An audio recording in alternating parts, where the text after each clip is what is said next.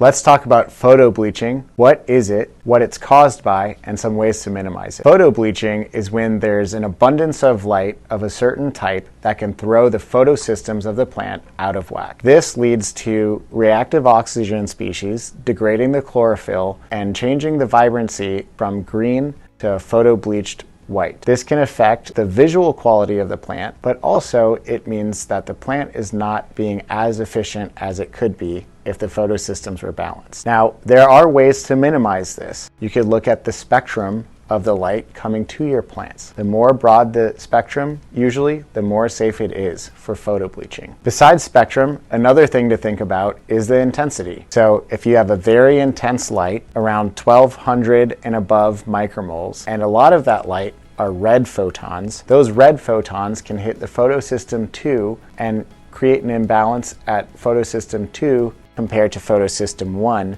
So what you're really looking to do is have a balanced, broad spectrum at the highest intensity that does not create photobleaching. The trick here is to go with the highest red spectrum that will be safe for your plants. The more red in your spectrum, the more efficient your light is. But because of photobleaching, you don't want to go too far red. Here, you have to think about balancing your light intensity, which creates yield, with your red percentage, which creates high efficiency, and come up with the most efficient way to grow within your system.